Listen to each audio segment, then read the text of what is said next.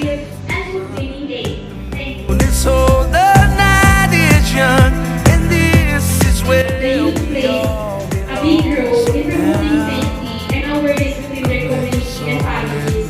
So because of that, in partnership with you, the Terra organization, we will be conducting a disaster preparedness. now or never. Come on, let's light up. So I would like to give my appreciation as well to the entire team behind the project Sigurado. Your dedication to creating a safer, more secure space for our community is truly inspiring. Every activity you plan, every meeting you attend to, and every person you reach make us a real difference in building trust and preparedness. This project isn't just about the actions, it's about giving people peace of mind and the tools to protect what matters most.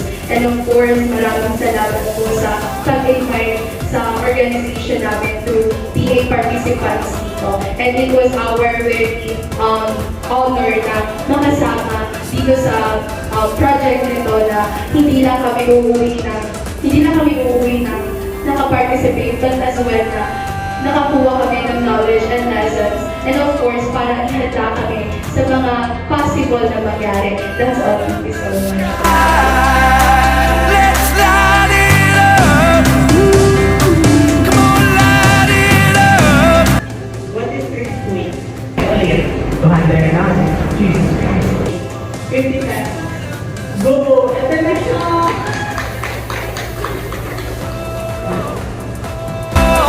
It's now or never. Come on, let's light up the sky. Aside from doon, when we go to the tectonic plates, tayo is naiipit tayo between the Pacific and the Eurasian plate. And yung Mindanao po. Aware kayo doon? Sa Mindanao po. Aside yung, yung tape na. Oo. Ano yung tawag sa pagdalit? Sa fracture in a craft zone po. Dito po yung zone ko na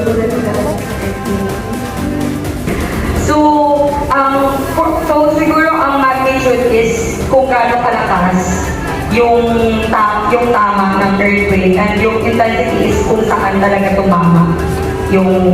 Kung saan yung place tumama yung earthquake. Pollution and other. Tama. I'm sorry. Specifically, sabi niya, meron tayong natural and human-made.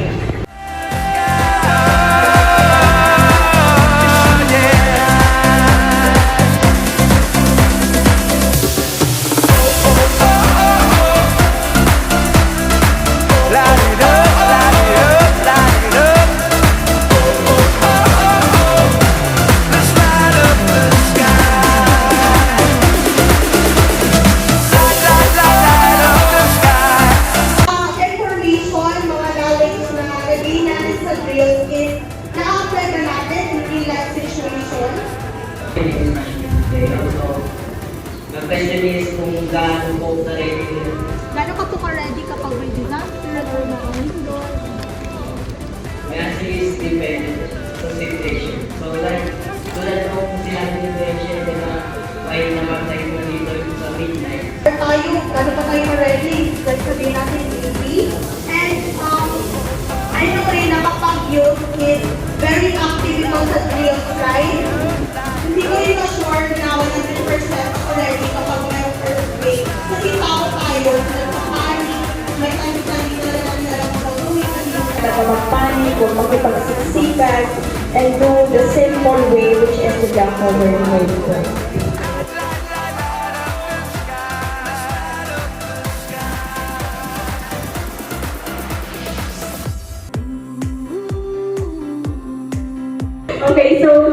Okay, so my idea about the family preparedness plan is that, of course, during disaster, kailangan na hindi lang ikaw yung may alam, but then your family is also prepared para anytime na meron dumating na kagaya nito, earthquake or any disaster is, syempre, dapat knowledgeable din sila. And they also know yung sinasabi natin na hotlines, di ba? Para if ever na meron mangyari, alam nila sino yung i-contact during emergency. So, Mga places na dapat natin natin i-cover?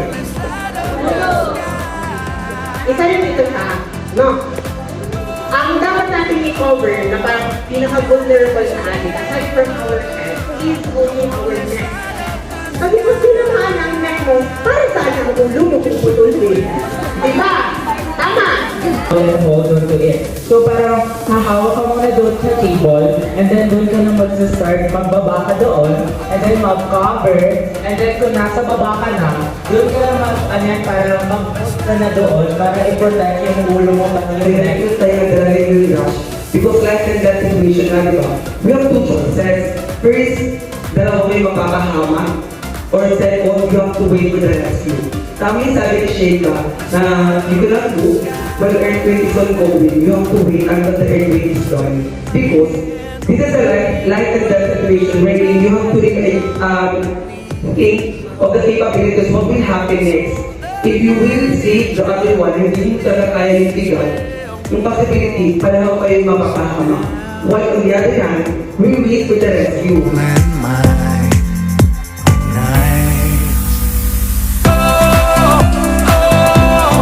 It's now or never.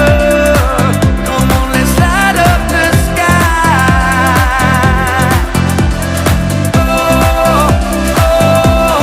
Now we're together. Come on, let's light up the sky. Just you and I.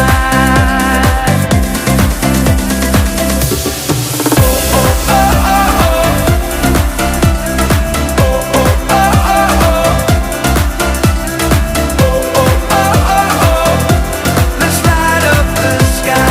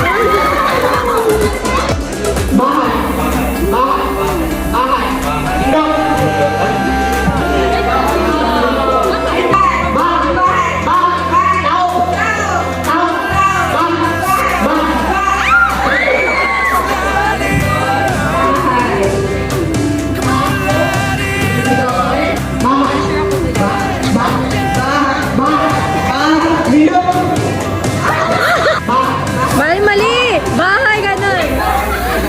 Lindo! Tao!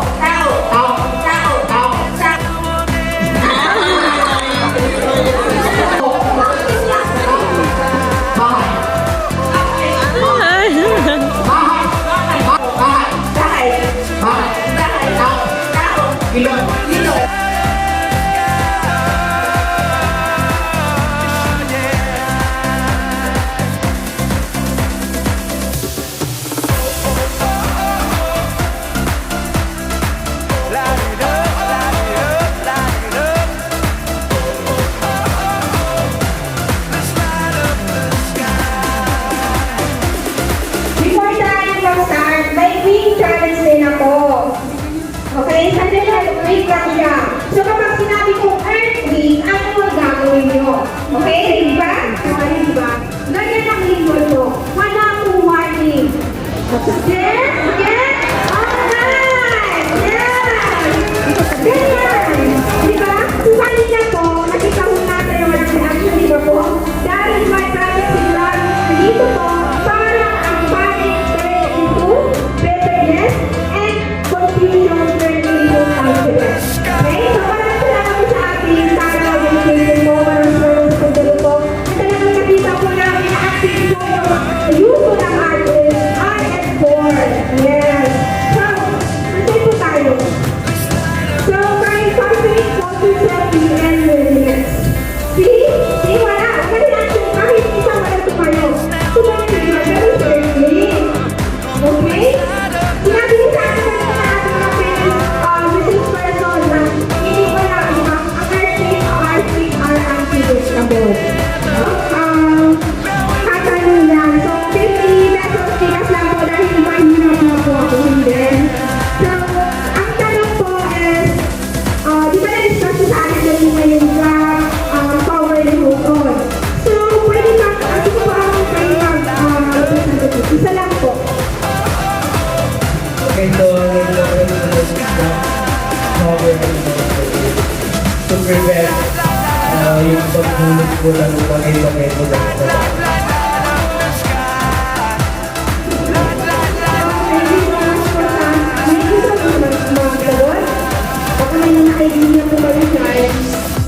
Yung importance po ng rock power remote on. So, ayan si ate, very good.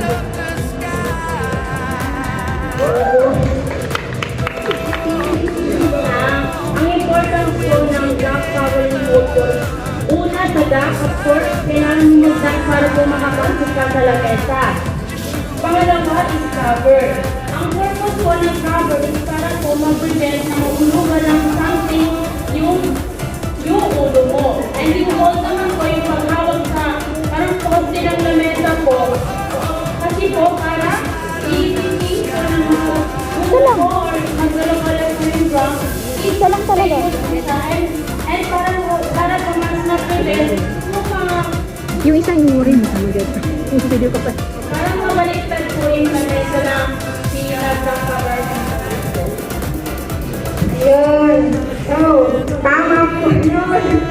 So, ayun po, so, talagang sabi ni ate ni kuya po, yung drum po is, mahalaga po siya, no? Unang na yung drum po, para po hindi ka matumba. Hindi yung cover po, para hindi mo masastan yung ulo nyo. And yun yung hold naman po, is, para po hindi po kayo, natangay yung pag-shake. So, now, ang lecture po natin ngayon is very simple lang po siya. It's about fostering both your safety and readiness. So, paano natin mahalagaan po yung mga na-discuss mo sa atin, paano natin siya maging habits. Okay? Kasi, hindi pwede saka lang tayo lang prepare pag during earthquake na, di ba? So, di ba na-discuss mo sa atin yung before, during and after. So, tulad kanina, di ba? Ang daming discussion, pero nung dumating ang earthquake, walang gumalaw. Wala nang drop, walang yes. So, mahalaga po na alam natin yung importance po na pagiging water safety and readiness po natin. Dahil hindi lang po yung sarili natin yung magiging safety, kundi pati na rin po yung mga taong nandiyan po sa paligid natin. Gobyerno para sa kakabuti ng komunidad, right? Okay, so ito, nabanggit kanina that earthquake is inevitable. There is no specific sign na magkakaroon ng earthquake. Why?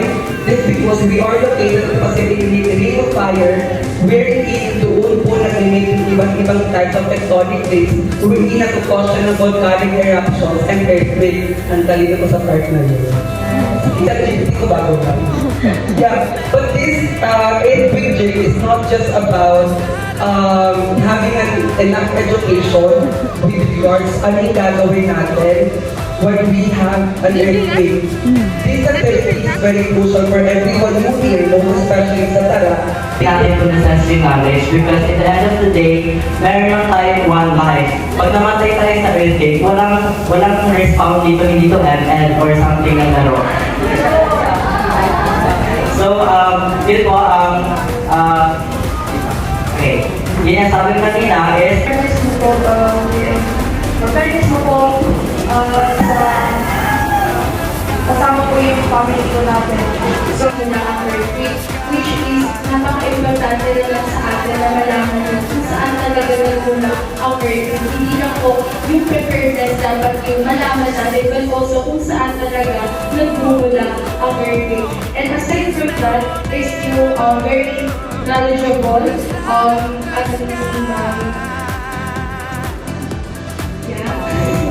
yung about sa family preparedness, yung drug cover and home, and of course, yung mga opinion and asides perspectives ng bawat isa na umandan po dito sa seminar ngayon na as well na makuha yung po ako ng very knowledgeable insights doon sa mga opinion na nabigay nila na doon po pala yung dapat na malaman natin sa bawat disaster na pwede natin ikaharap. And also, naisip ko lang din na yung mga binigay nila, which I kanina pinili ko, and other people na nagsalita ko, na hindi lang po nagagamit yung mga preparedness when giving the earthquake, but also para din po sa ibang disaster. Yung mga lubag, preparedness, mga ganun po na naisip ko na hindi lang para sa earthquake, para rin sa iba ang disaster na pwede makaharap ng bawat isa sa atin. And aside from that, yung expectations ko po talaga sa Project Sigurado is very good, very knowledgeable, and very excitable po. And I am happy na nakapunta ako dito and okay ako ng bahay na very maraming alam na I can share not only within my family but also sa mga kabataan. Pinaka-take away is yung like the memorable one is yung pagsabi ng last speaker natin na earthquake, which is wala tayong ginawa, is because that's yun yung point na pagiging prepared. We're not prepared in any circumstances because earthquake is unpredictable. And siguro, nasabi naman din na lahat yung family preparedness, yung family plan, and most especially yung safety natin is how we will possess the safety within our family and with yourself. And it matters also na kung gaano tayo ka-prepared sa lahat ng sakuna. We are blessed, yes, we are blessed because mostly hindi tayo natatamaan. We are thankful na hindi tayo natatamaan. But at some point, we need to encourage ourselves na kahit hindi tayo matamaan ng kung ano mang sakuna, is we still possess the safety of our community and of ourselves and within the family.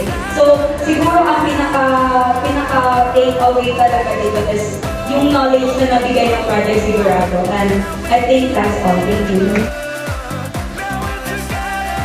With Ranika as our in grateful recognition of her unwavering support and meaningful contribution to the successful implementation of Project Sigurado, Rally Stat Shape Kabataan, an earthquake preparedness seminar conducted for the youth of Project RE4 on December 6, 2025 at the Barangay Government Board was certified Cotabato. This community-based initiative organized by the Bachelor of Science and Social Work students of Cotabato State University was conducted in partial fulfillment of the minor requirements for up to WP-16 reduction and management for prevention of given this 6th day of December 2025, signed by Captain Sarge, the middle Pantana representative, Heidi Luma, the leader and Martica and the number 48.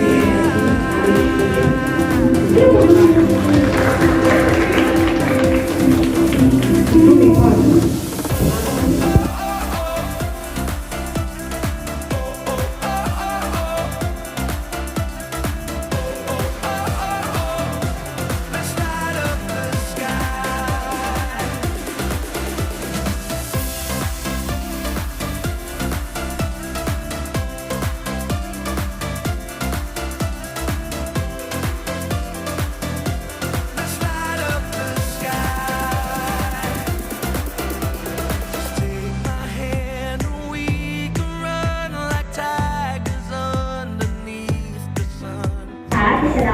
kung ano So, okay, as we wrap up today's session, I would like to take this opportunity to thank the Barangay Chairman, of course, Honorable Muhajida S. Omar, the SP Chairman, Honorable Ratu Al Tafsil, and si Nico Muhapa, the President of TARA. And also the resource speakers, the facilitators sa mga klase ko, and also sa mga participants from TARA organization. I must say that you guys are very attentive, very participative, no? Nakita ko na participative talaga kayo, and talagang nag-enjoy kayo, no? As I was observing your video. So, actually, ang dami natin natutunan today. And ang pinaka key takeaway